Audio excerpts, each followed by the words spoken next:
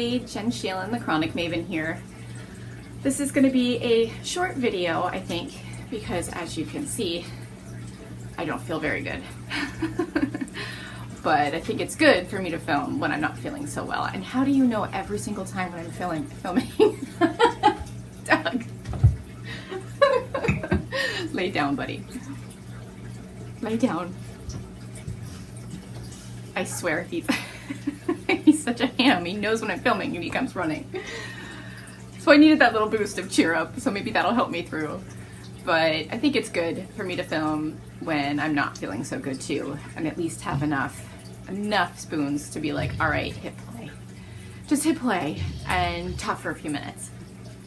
So thanks, pal. So I just wanted to say hi and let you guys know what's up with me.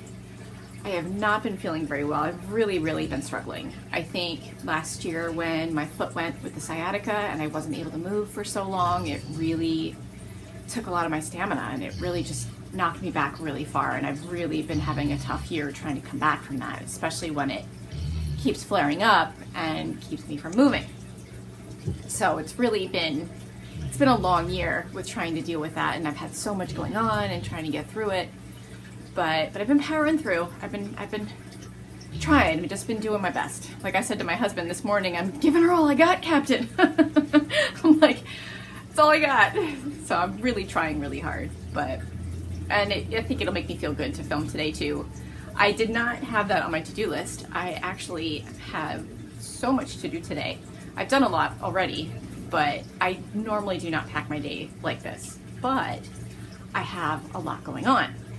I have my very first pop-up shop coming for my little business, my Jen Sheelan business with yarn dyeing and knitting, pattern designing and all that. We are setting up at a local brewery in Weymouth, Massachusetts called Article 15.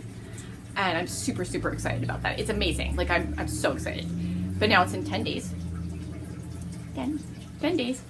And I have a lot to do to prepare for it. So I'm trying not to stress over that. With my to-do list, I'm trying to be reasonable, or at least put things on it that are important to me that maybe I won't cover today or I'll only touch a little bit, but they're there, like, don't forget, and if you can, you got a little spoon, just touch it. So I've been trying to do that, but I did not actually have this on my list, so I'm gonna add it. Film Chronic Maven. That's right. There. Added. Look at. Do you see this list? Like, look at. I look like seriously. This looks like a crazy person wrote it. It's nuts. I don't even. Like, what was I thinking? No idea. But I actually have to get ready soon after this and actually put a face on and do my hair and do something with this and make me look normal, so that I can get together tonight with a group of people for a Christmas dinner. I will be honest, I'm dreading it. And that's a sad thing. I'm not dreading hanging out with people. I'm not dreading that part. It's the getting ready part. And I know how much it's going to take out of me to go do it, especially when I've been so busy all day. So it's good to be I'm being honest about it. I can't say I'm not going to enjoy something. It doesn't take the joy out of the event for me. It's just, I know it's there, and it stinks that I do have that. Ugh, I'm so tired. And I wish I wasn't. And I wish I could just go and have a good time and not have that nagging pain just there and having to put the mask on and work that much harder to hide the pain. Now in this crew, do I really have to hide it? No, but it's a Christmas event and I want to have a good time and I don't want people to be concerned about me or anything of the sort. Like I just want to go have a good time and let other people have a good time. So of course I'm going to try to hide it a bit more. So I can do this. I can do this. I love the shirt that my friend got me. No more spoons, only knives left. I think it's hilarious. So I'm like, I wore that for a boost today too. I thought it was a good thing to have. Like, I'm like, why not? Anything that can help me with my mood and boost me a little bit, I'm all for it. But that's what has been up with me. How are you guys feeling?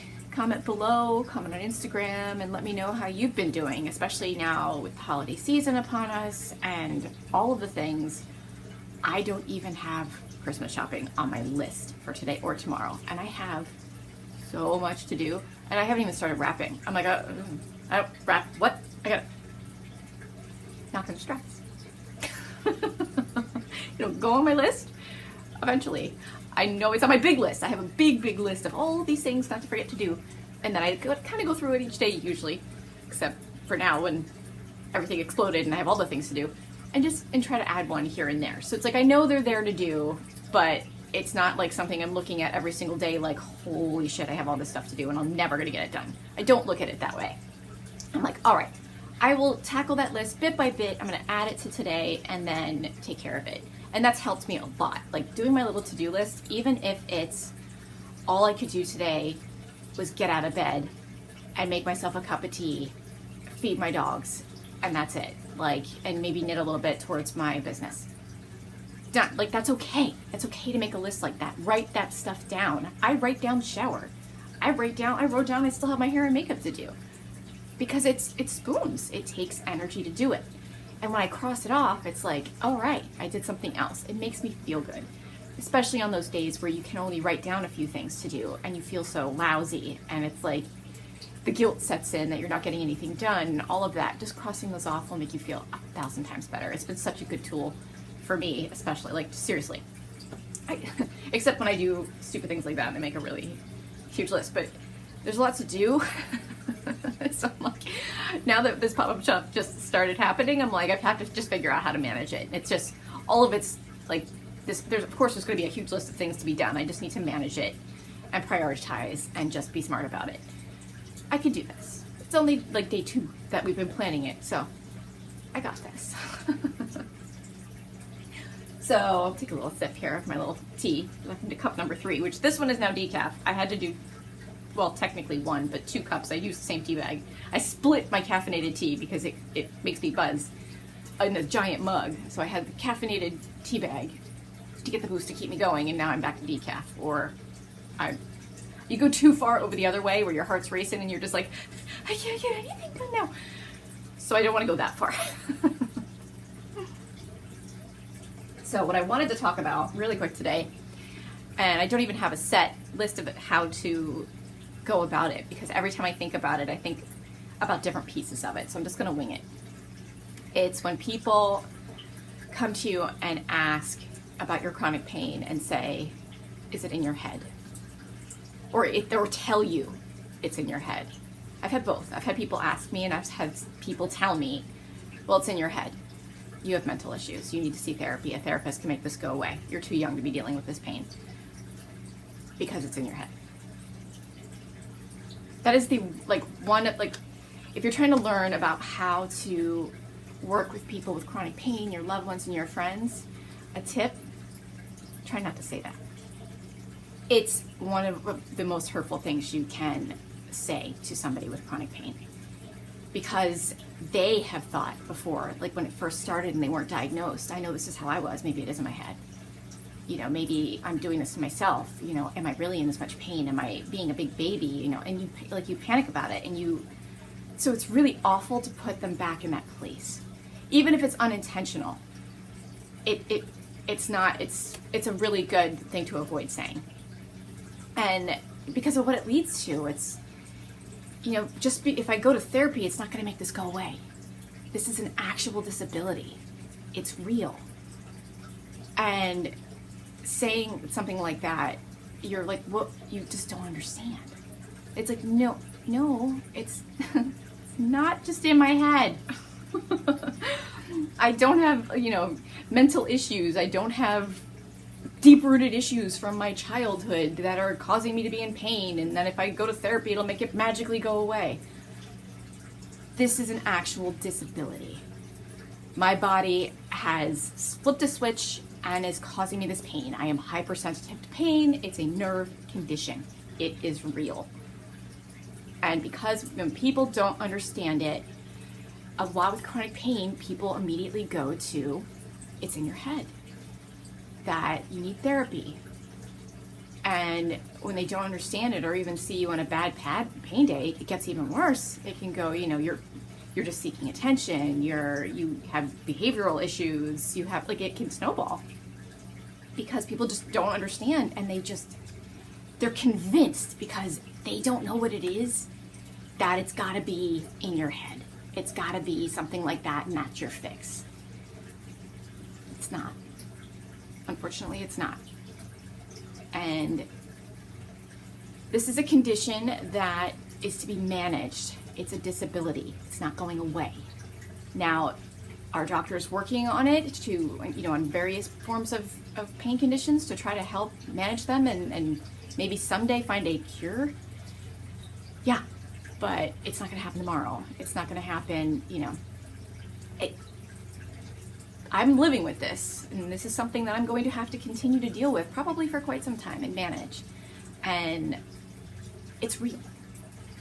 All we want is to be believed. Somebody just coming to me and saying, I believe you, means more than anything you could say to somebody with, like, to me with chronic pain. Like, anything about that topic, like, the best thing you could just say to me is, I believe you. It's real. I don't need to tell them I have diabetes or I have cancer. If I had said I had cancer, they'd be like, oh, okay. You can't see cancer. Like, hello? If I told them I had cancer, then they'd believe me, and then they'd be like, okay, that's why you're in pain. But I tell them I have a not well-known condition, or actually, fibro, like, I don't have fibro. It's in the same family. But fibromyalgia has been around. People have been talking about it for years, but yet people don't believe it exists. They don't believe people have it. They can't understand that it is a real condition. And I've heard people talk about it and be like, yeah, that's bullshit. They don't have fibromyalgia. What? This makeup condition because they're in pain, because they got a backache. They just need to suck it up. Like, I've heard people talk like that. And I'm like, what? And it's just, it's so frustrating. Like, I can see when I'm getting all red because I'm upset about it. It's like I said, this is a really, really icky one. This is one of the worst. And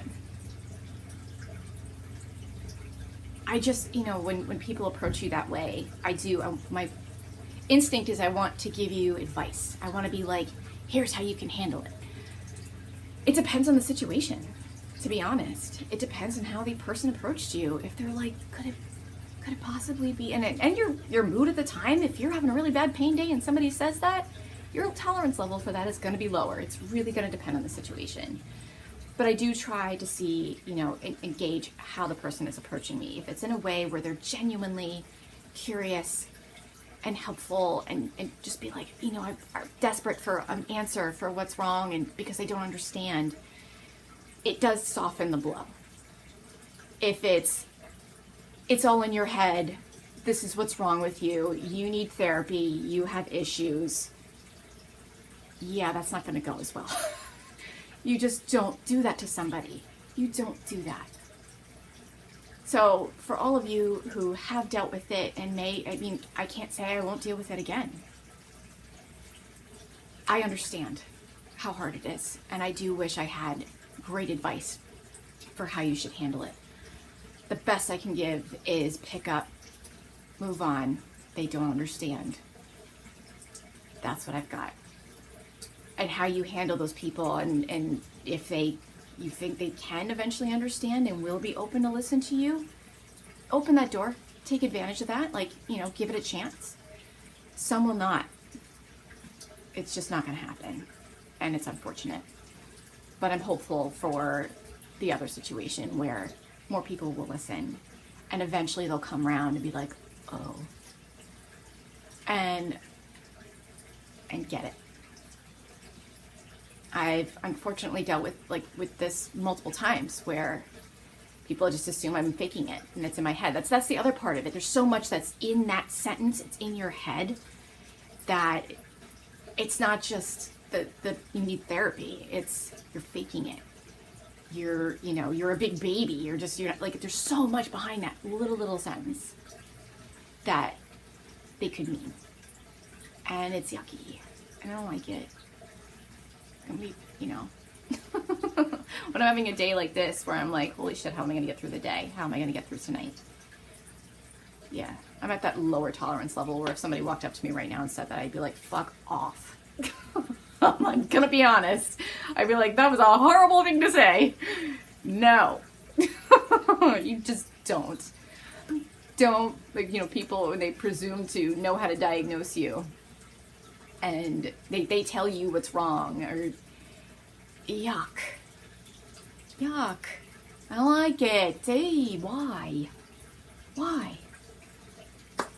So that's what I wanted to talk about today. It's been something that I wanted to film about and share with you guys and talk to you about, and I would love more discussion on it too. There is, like I said, that little sentence just has so much more behind it. And, you know, I'd love to discuss it with you guys and get your thoughts on it. And if you'd care to share your stories, if it's happened to you, how you've handled the situation, I would love to know and share that with everybody to hopefully be helpful. So if it happens again, you know, or if it hasn't happened and it does, you're prepared and you know, kind of have a feel for maybe how you can handle it and how you can answer that question, or how you can, if it is a question, or how you can answer it if it's a statement. It's a really difficult thing to handle. It's not great. No. So another thing I wanted to share with you too, and I didn't think I was going to do it, I've really been going back and forth about it, is, you know, what it's really like on a bad pain day, and how these, especially the people that don't believe you or say it's in your head, those are the days they don't see. Or if they do, they freak out. And I had, you know, a night out with my husband. We had a really, really good time. And we were drinking. So I had plenty of alcohol, so I should have been numb. But adrenaline was still going. And what happened was, when we went to leave and the night was over and my body was like, okay, the night's over, wham! I had the fastest, worst adrenaline crash. I can't even tell. Like, I was in so much pain. I was crying as we walked out the door.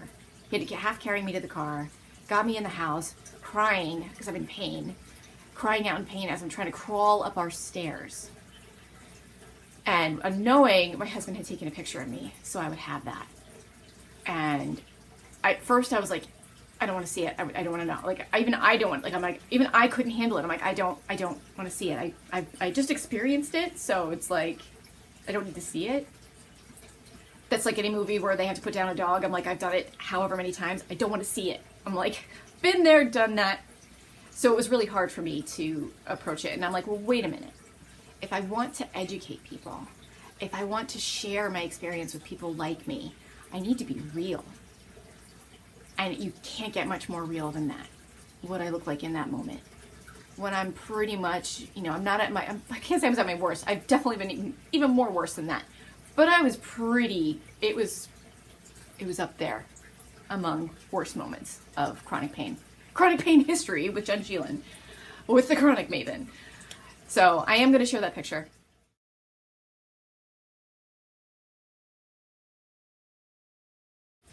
And hopefully it does good. That's all I can think of with it, is I really hope it just does some good sharing. And it shows people what it's like on a really bad day. So thank you guys for hanging out with me. I really appreciate it, and I'm really glad I was able to film a little bit here. I did my best. I may have been a little all over, but even, you know, hey, on a bad day like this, I was still able to wing it. I'm like, go me. I've got this. Now I'm gonna go pass out for a little while before I have to put this together. I don't even know what I'm gonna do. I have no idea. There's gonna be a lot of makeup on this face. It's just gonna be, yeah. It's gonna have to. All right, guys. I hope to be back soon. Like I probably say that every single time, but I will be back when I can, when I have some more spoons to share more with you. Thanks, guys.